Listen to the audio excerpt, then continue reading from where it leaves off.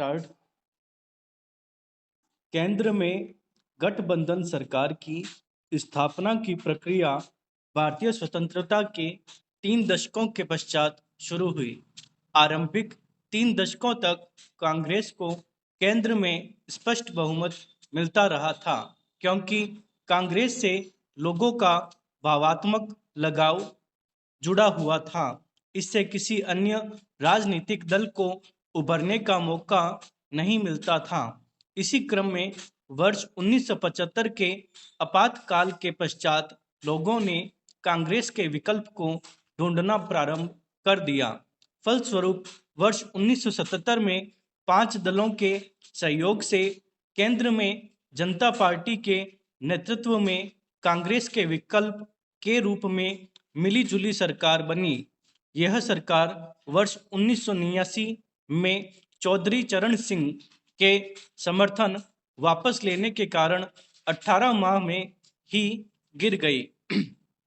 इसके पश्चात कांग्रेस पार्टी एवं चौधरी चरण सिंह के नेतृत्व में सरकार बनी, जो मात्र 4 माह में ही कांग्रेस के अलग होने से गिर गई।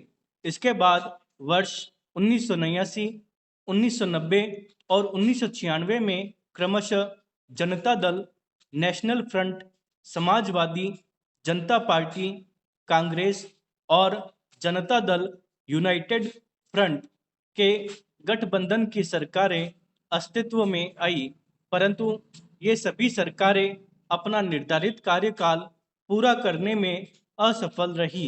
इस तरह केंद्र में गठबंधन सरकार बनती बिगड़ती रही।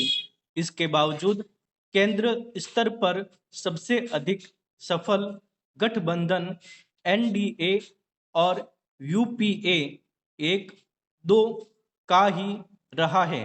वर्तमान समय में केंद्र में एनडीए गठबंधन वर्ष 2014 से 2018 तक सफलतापूर्वक कार्यरत है। हालांकि इस गठबंधन सरकार में भारतीय जनता पार्टी की भूमिका बड़ी है। वह बहुमत प्राप्त सबसे बड़ी पार्टी है। अगर राज्य स्तर पर बात करें तो गठबंधन सरकारों को सबसे अधिक सफलता केवल पश्चिम बंगाल और केरल में मिली है। इस सफलता का सबसे बड़ा कारण है इन राज्यों में साम्यवादी दलों का प्रभुत्व। इन राज्यों में सक्रिय सभी पार्टियों का आधारभूत सिद्धांत ऊपरी तौर पर बहुत हद तक समान है। अब सबसे महत्वपूर्ण प्रश्न यह है कि भारत जैसे विकासशील देश में जहां एक बड़ा वर्ग अशिक्षित है, वहां गठबंधन सरकार कितनी प्रासंगिक है और इसकी सफलता की कितनी संभावनाएं हैं। यदि ध्यान दिया जाए तो गठबंधन सरकार के अच्छे और बुरे दोनों ही पक्ष हैं।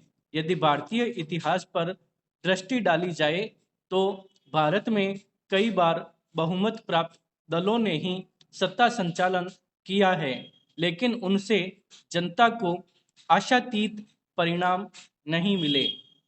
इसलिए जनता ने विकल्पों की खोज की। इस प्रक्रिया में किसी एक पार्टी द्वारा सरकार का गठन संभव नहीं हुआ। इससे सभी पार्टियों को भी यह समझ आ गया कि यदि वे जनता की आशाओं पर खरी नहीं उतरेंगी, उससे किए गए वादों को पूरा नहीं करेंगी और उसकी उपेक्षा करेंगी, तो वह उसे दोबारा सत्ता में आने का अवसर ही नहीं देगी। इस प्रकार गठबंधन सरकारों ने सभी दलों पर राजनीतिक दबाव बनाया है। गठबंधन सरकार का एक लाभ यह भी है कि इससे किसी भी एक पार्टी की विचारधारा तथा कार्यशैली तानाशाही रवैये में परिवर्तित नहीं हो पाती। इसके अतिरिक्त गठबंधन सरकार के अन्य सकारात्मक पक्ष भी हैं, जैसे इसमें क्षेत्रीय विभिन्नताओं तथा उनकी आवश्यकताओं का ध्यान रखा जाता है। निर्णय लेने में जनता को महत्व दिया जाता है। निर्णय लेने में बहुत बड़े वर्ग का ध्यान रखा जाता है। सिद्धांतों को अधिकाधिक महत्व दिया जाता है।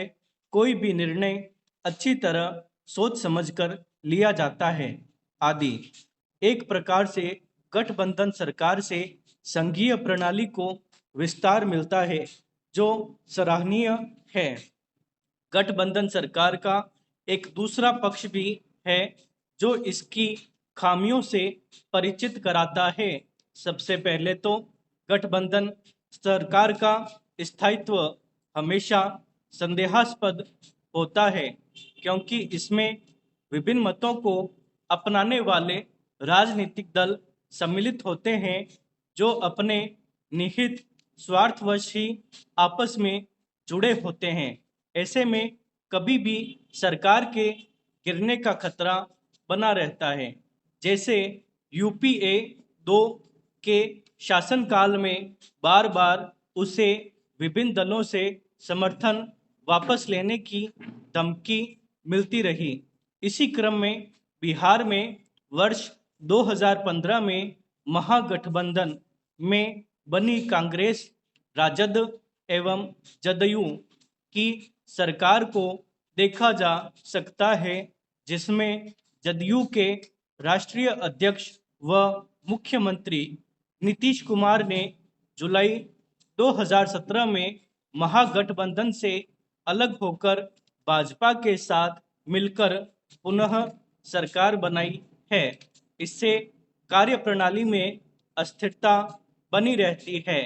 इस प्रकार गठबंधन की अस्थिरता के कारण यदि सरकार गिर जाती है तो बहुत कम अवधि में पुनः चुनाव कराने पड़ते हैं।